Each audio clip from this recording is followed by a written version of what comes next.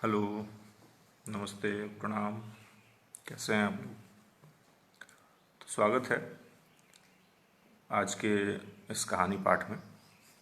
और आज की कहानी है कथा सम्राट मुंशी प्रेमचंद की कहानी नमक का दरोगा। नमक का दरोगा कहानी सत्य, निष्ठा और ईमानदारी और कर्तव्य निष्ठा, इन चीज़ों के लिए जानी जाती है। तो विशेष बहुत बात नहीं, आइए सीधे कहानी पाठ करते हैं। तो कहानी सुनिए और कैसा लगा, प्रतिक्रियाएं आप दे रहे हैं, अ, इसको लाइक करिए, पसंद करिए, अच्छा लगेगा तो धन्यवाद। तो आइए कहानी शुरू करते हैं, कहानी पाठ करते हैं मुंशी प्रेमचंद की कहानी नमक का दारोगा। जब नमक का नया विभाग बना और ईश्वर प्रदत्त वस्तु के व्यवहार करने का निषेध हो गया तो लोग चोरी छिपे इसका व्यापार करने लगे। अनेक प्रकार के छल प्रपंचों का सूत्रपात हुआ। कोई घूस से काम निकालता था, कोई चालाकी से। अधिकारियों के पौ बारह थे। पटवागिरी का सर्वसम्मानित पद छोड़ छोड़कर लोग इस विभाग की बरकंदाजी करते थे। इसके लिए दारोगा पद के लिए तो वकीलों का भी जी ललचाता था। यह वह समय था जब अंग्रेजी शिक्षा और ईसाई मत को लोग एक ही वस्तु समझते थे। फारसी का प्राबल्य था। प्रेम की कथाएं और श्रृंगार रस के काव्य पढ़कर फारसीदां लोग सर्वोच्च पदों पर नियुक्त हो जाया करते थे। मुंशी बंशीधर भी जुलेखा की विरह कथा समाप्त करके मजनू और फरहाद के प्रेम वृतांत को नल और नील की लड़ाई और अमेरिका के आविष्कार से अधिक महत्व की बातें समझते हुए रोजगार की खोज में निकले। उनके पिता एक अनुभवी पुरुष थे। समझाने लगे, बेटा, घर की दुर्दशा देख रहे हो, ऋण के बोझ से दबे हुए हैं। लड़कियां हैं, वह घास फूस की तरफ बढ़ती चली जाती हैं। मैं कगारे पर का वृक्ष हो रहा हूँ, न मालूम कब गिर जाऊं। अब तुम ही घर के मालिक मुख्तार हो। नौकरी में ओहदे की तरफ ध्यान मत देना। यह तो पीर का मजार है। निगाह चढ़ावे और चादर पर रखनी चाहिए। ऐसा काम ढूंढना जहां कुछ ऊपरी आय हो। मासिक वेतन तो पूर्णमासी का चांद है और जो एक दिन दिखाई देता है और घटते घटते लुप्त हो जाता है। ऊपरी आय बहता हुआ स्रोत है जिससे सदैव प्यास बुझती है। वेतन मनुष्य देता है, इसी से उसमें वृद्धि नहीं होती। ऊपरी आमदनी ईश्वर देता है, इसी से उसकी बरकत होती है। तुम स्वयं विद्वान हो, तुम्हें क्या समझाऊं। इस विषय में विवेक की बड़ी आवश्यकता है। मनुष्य को देखो, उसकी आवश्यकता को देखो और अवसर को देखो, उसके उपरांत जो उचित समझो करो। गरज वाले आदमी के साथ कठोरता करने में लाभ ही लाभ है, लेकिन बेगरज को दांव पर पाना जरा कठिन है। इन बातों को निगाह में बांध लो, यह मेरी जन्म भर की कमाई है। इस उपदेश के बाद पिताजी ने आशीर्वाद दिया। वंशीधर आज्ञाकारी पुत्र थे। ये बातें ध्यान से सुनी और तब घर से चल खड़े हुए। इस विस्तृत संसार में उनके लिए धैर्य अपना मित्र, बुद्धि अपनी पथ प्रदर्शक और आत्मावलंबन ही अपना सहायक था। लेकिन अच्छे शकुन से चले थे। जाते ही नमक विभाग के दारोगा पद पर प्रतिष्ठित हो गए। वेतन अच्छा और ऊपरी आय का तो ठिकाना ही न था। वृद्ध मुंशी जी को सुख संवाद मिला तो फूलों न समाये। महाजन कुछ नरम पड़े। कलवार की आशा लता लहलहाई। पड़ोसियों के हृदय में शूल उठने लगे। जाड़े के दिन थे और रात का समय। नमक के सिपाही चौकीदार नशे में मस्त थे। मुंशी बंशीधर को यहाँ आए अभी कुछ महीने से अधिक न हुए थे, लेकिन इस थोड़े समय में ही उन्होंने अपनी कार्यकुशलता और उत्तम आचार से अफसरों को मोहित कर लिया था। अफसर लोग उन पर बहुत विश्वास करने लगे। नमक के दफ्तर से एक मील पूर्व की ओर जमुना बहती थी। उस पर नावों का एक पुल बना हुआ था। दरोगा जी किवाड़ बंद किए मीठी नींद सो रहे थे। अचानक आंख खुली तो नदी के प्रवाह की जगह गाड़ियों की गड़गड़ाहट और मल्लाहों का कोलाहल सुनाई दिया। उठ बैठे। इतनी रात गए गाड़ियां क्यों नदी के पार जाती हैं? अवश्य कुछ न कुछ गोलमाल है। तर्क ने भ्रम को पुष्ट किया। वर्दी पहनी, तमंचा जेब में रखा और बात की बात में घोड़ा बढ़ाए हुए पुल पर आ पहुंचे। गाड़ियों की एक लंबी कतार पुल के पार जाती दिखी। डांट कर पूछा, किसकी गाड़ियां? थोड़ी देर तक सन्नाटा रहा। आदमियों में कुछ कानाफूसी हुई। तब आगे वाले ने कहा, पंडित आलोपी दीन की। कौन पंडित आलोपी दीन? दातागंज के मुंशी बंसीधर चौके पंडित आलोपी दिन उस इलाके के सबसे प्रतिष्ठित जमींदार थे। लाखों रुपए का लेन देन करते थे। इधर छोटे से बड़े कौन ऐसे आदमी थे जो उनके ऋणी न हो। व्यापार भी लंबा चौड़ा था। वक्त चलते पुरजे आदमी थे। अंग्रेज अफसर उनके शिकार इलाके में शिकार खेलने आते और उनके मेहमान होते। 12 मास सदाव्रत चलता था। मुंशी जी ने पूछा, गाड़ियां कहाँ जाएंगी? उत्तर मिला, कानपुर। लेकिन इस प्रश्न पर कि इसमें क्या है, सन्नाटा छा गया। दारोगा साहब का संदेह और भी बढ़ा। कुछ देर तक उत्तर की बाट देखकर वह जोर से बोले, क्या तुम सब गूंगे हो गए हो? हम पूछते हैं इसमें क्या लदा है? जब इस बार भी कोई उत्तर न मिला तो उन्होंने घोड़े को एक गाड़ी से मिलाकर बोरे को टटोला। भ्रम दूर हो गया। यह नमक के ढेले थे। पंडित आलोपी दीन अपने सजीले रथ पर सवार कुछ सोते कुछ जागते चले आते थे। अचानक कई गाड़ीवानों ने घबराए हुए आकर जगाया और बोले, महाराज, दरोगा ने गाड़ियां रोक दी हैं और घाट पर खड़े आपको बुलाते हैं। पंडित आलोपी दीन का लक्ष्मी जी पर अखंड विश्वास था। वह कहा करते थे कि संसार का तो कहना ही क्या, स्वर्ग में भी लक्ष्मी का ही राज्य है। उनका यह कहना यथार्थ ही था। न्याय और नीति सब लक्ष्मी के ही खिलौने हैं। इन्हें वह जैसे चाहती हैं नचाती हैं। लेटे ही लेटे गर्व से बोले, चलो हम आते हैं। यह कहकर पंडित जी ने बड़ी निश्चिंतता से पान के बीड़े लगाकर खाए। फिर लिहाफ ओढ़े हुए दारोगा के पास आकर बोले, बाबूजी, आशीर्वाद। कहिए, हमसे ऐसा कौन सा अपराध हुआ कि गाड़ियां रोक दी गईं? हम ब्राह्मणों पर तो आपको कृपा दृष्टि रहनी चाहिए। वंशीधर रुखाई से बोले, सरकारी हुक्म। पंडित आलोपी दिन ने हंसकर कहा, हम सरकारी हुक्म को नहीं जानते और न सरकार को। हमारे सरकार तो आप ही हैं। हमारा और आपका तो घर का मामला है। हम कभी आपसे बाहर नहीं हो सकते हैं। आपने व्यर्थ का कष्ट उठाया। यह हो ही नहीं सकता कि इधर से जाएं और इस घाट के देवता को भेंट न चढ़ाए। मैं तो आपकी सेवा में स्वयं ही आ रहा था। वंशीधर पर ऐश्वर्य की मोहिनी वंशी का कुछ प्रभाव न पड़ा। ईमानदारी की नई उमंग थी। कड़क कर बोले, हम उन नमक हरामों में नहीं है जो कौड़ियों पर अपना ईमान बेचते फिरते हैं। आप इस समय हिरासत में हैं। आपका कायदे के अनुसार चालान होगा। बस मुझे अधिक बातों। जमादार बदलू सिंह, तुम इन्हें हिरासत में ले चलो, मैं हुक्म देता हूं। पंडित आलोपी दिन स्तंभित हो गए। गाड़ीवानों में हलचल मच गई। पंडित जी के जीवन में कदाचित यह पहला ही अवसर था जब पंडित जी को यह ऐसी कठोर बातें सुननी पड़ी। बदलू सिंह आगे बढ़ा, किंतु रोब के मारे साहस न हुआ कि उनका हाथ पकड़ सके। पंडित जी ने धर्म को धन का ऐसा निरादर करते कभी न देखा था। विचार किया, यह अभी उदंड लड़का है, माया मोह के जाल में अभी नहीं पड़ा, अल्हड़ है, झिझकता है। बहुत दीन भाव से बोले, बाबू साहब, ऐसा न कीजिए, हम मिट जाएंगे, इज्जत धूल में मिल जाएगी। हमारा अपमान करने से आपके हाथ क्या आएगा? हम किसी तरह आपसे बाहर थोड़े ही हैं। बंसीधर ने कठोर स्वर में कहा, हम ऐसी बातें नहीं सुनना चाहते। आलोपी दिन ने जिस सहारे को चट्टान समझ रखा था वह पैरों के नीचे से खिसकता हुआ मालूम हुआ। स्वाभिमान और धन ऐश्वर्य की कड़ी चोट लगी, किंतु अभी तक धन की सांख्यिक शक्ति का पूरा भरोसा था। अपने मुख्तार से बोले, लाला जी, 1000 के नोट बाबू साहब को भेंट करो। आप इस समय भूखे सिंह हो रहे हैं। बंसीधर ने नरम होकर कहा, 1000 नहीं, 1,00,000 भी मुझे सच्चे मार्ग से नहीं हटा सकते।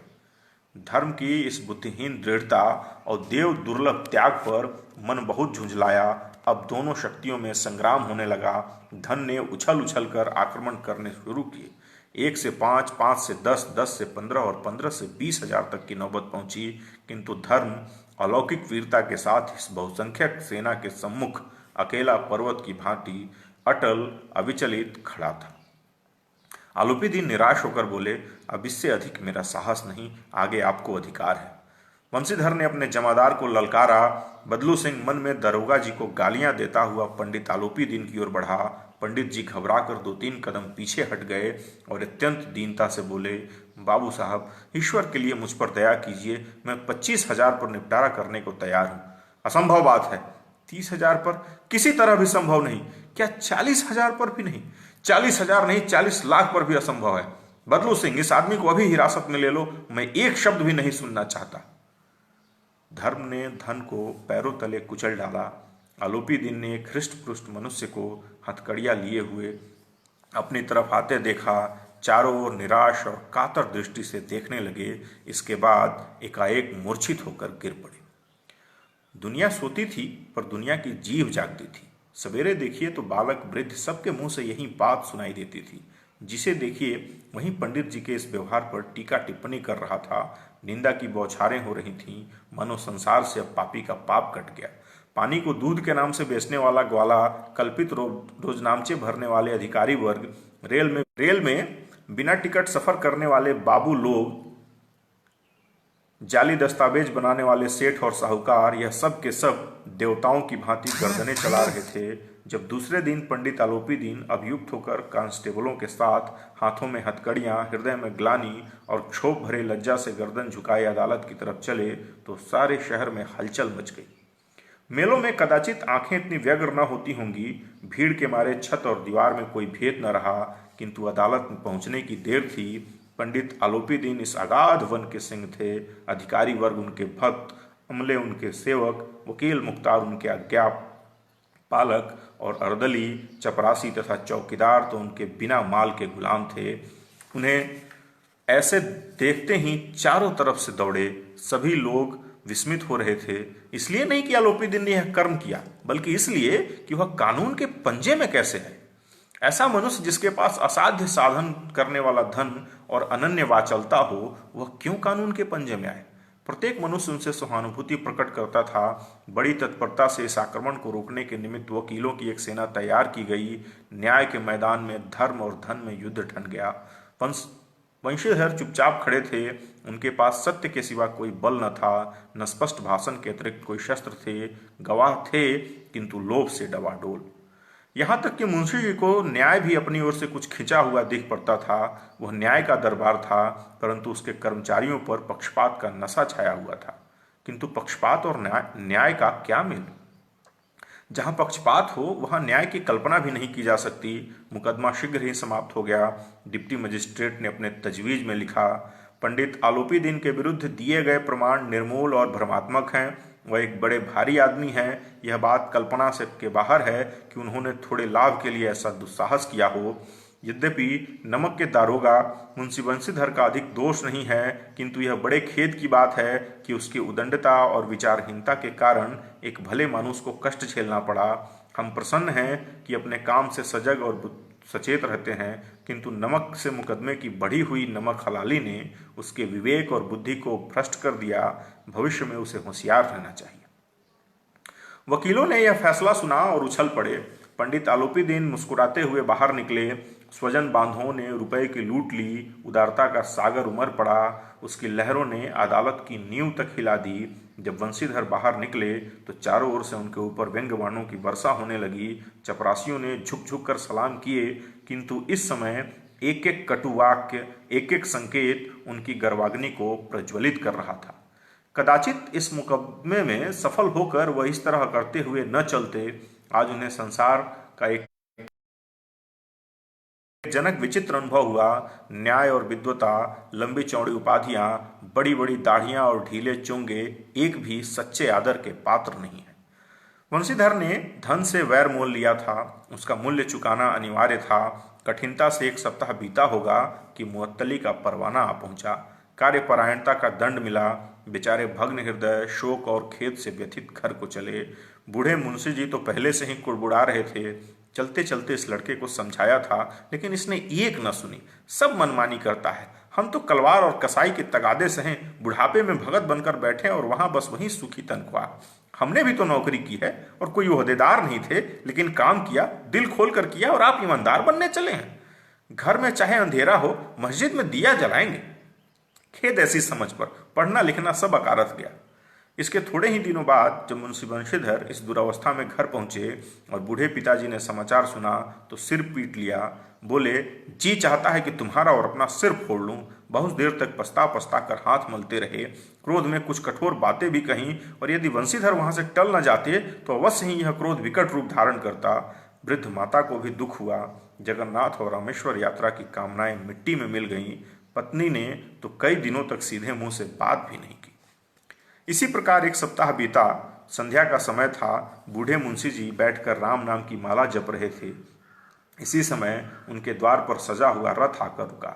हरे और गुलाबी पर्दे, पछैया बैलों की जोड़ी, उनकी गर्दनों में नीले धागे, सींगे पीतल से जड़ी हुई। कई नौकर लाठियां कंधों पर रखे थे। मुंशी जी अगवानी को दौड़े, देखा तो पंडित आलोपी दीन हैं, झुककर दंडवत की और लल्लो चप्पो की बातें करने लगे।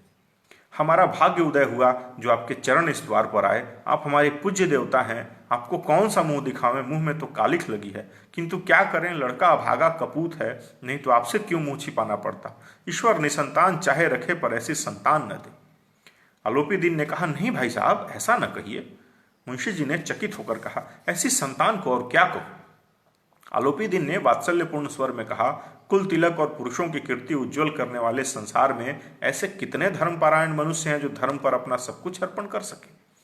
पंडित आलोपी दीन ने वंशीधर से कहा, दारोगा जी, इसे खुशामद न समझिए। खुशामद करने के लिए मुझे इतना कष्ट उठाने की जरूरत न थी। उस रात को आपने अपने अधिकार बल से मुझे अपनी हिरासत में लिया था, किंतु आज मैं स्वेच्छा से आपकी हिरासत में हूँ। मैंने हजारों रईस और अमीर देखे, हजारों उच्च पदाधिकारियों से काम पड़ा, किंतु मुझे परास्त किया तो आपने। मैंने सबको अपना और अपने धन का गुलाम बनाकर छोड़ दिया। मुझे आज्ञा दीजिए कि आपसे कुछ विनय करूं।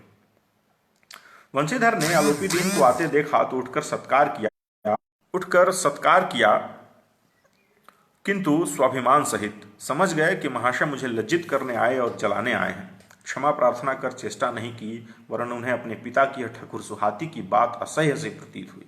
पर पंडित जी की बातें सुनी तो मन की मैल मिट गई। पंडित जी की ओर उड़ती हुई दृष्टि से देखा, सद्भाव झलक रहा था। गर्व ने अब लज्जा के सामने सिर झुका दिया। शर्माते हुए बोले, यह आपकी उदारता है जो ऐसा कहते हैं। मुझसे जो कुछ अभिनय हुई है उसे क्षमा कीजिए। मैं धर्म की बेड़ी में जकड़ा हुआ था, नहीं तो वैसे मैं आपका दास हूं।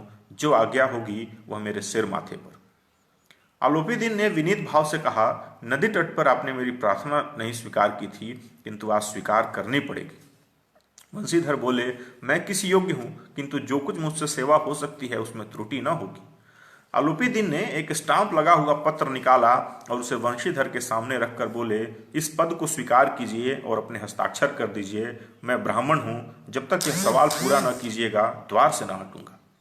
मुंशी वंशीधर ने उस कागज को पढ़ा तो कृतज्ञता से आंखों में आंसू भर आए। पंडित आलोपी दीन ने उनको अपनी सारी जायदाद का स्थायी मैनेजर नियत किया था। 6,000 वार्षिक वेतन के अतिरिक्त रोजाना खर्च अलग, सवारी के लिए घोड़े, रहने को बंगला, नौकर चाकर मुफ्त। कंपित स्वर में बोले, पंडित जी, मुझ में इतना सामर्थ्य नहीं कि आपकी उदारता की प्रशंसा कर सकूं, किंतु मैं उस उच्च पद के योग्य नहीं। आलोपी दीन हंसकर बोले, मुझे इस समय एक अयोग्य मनुष्य की ही जरूरत है। वंशीधर ने गंभीर भाव से कहा, यूं मैं आपका दास हूं। आप जैसे कीर्तिवान सज्जन पुरुष की सेवा करना मेरे लिए सौभाग्य की बात है, किंतु मुझ में न विद्या है, न बुद्धि, न वह स्वभाव जो इन त्रुटियों की पूर्ति कर देता है। ऐसे महान कार्य के लिए एक बड़े मर्मज्ञ अनुभवी मनुष्य की जरूरत है। आलोपी दीन ने एक कलमदान से कलम निकाली और उसे वंशीधर के हाथ में देकर बोले, न मुझे विद्वता की चाह है, न अनुभव की, न मर्मज्ञता की, न कार्यकुशलता की। इन गुणों के महत्व का परिचय खूब पा चुका हूँ। अब सौभाग्य और सुअवसर ने मुझे वह मोती दे दिया है जिसके सामने योग्यता और विद्वता की चमक फीकी पड़ जाती है। यह कलम लीजिए, अधिक सोच विचार न कीजिए, दस्तखत कर दीजिए। परमात्मा से यही प्रार्थना है कि वह आपको सदैव वहीं नदी के किनारे वाला बेमुरौवत, उदंड, कठोर परंतु धर्मनिष्ठ दरोगा बनाए रखे। वंशीधर की आंखें डबडबा आई। हृदय के संकुचित पात्र में इतना एहसान न समा सका। एक बार फिर पंडित जी की ओर भक्ति और श्रद्धा की दृष्टि से देखा और कांपते हाथों से मैनेजरी के कागज पर हस्ताक्षर कर दिए। आलोपी दीन ने प्रफुल्लित होकर उन्हें गले लगा लिया। तो धन्यवाद आज की कहानी सुनने के लिए। घर में रहिए, स्वस्थ रहिए, सुरक्षित रहिए। तो कल मिलते हैं के साथ। धन्यवाद। जय हिंद, जय भारत।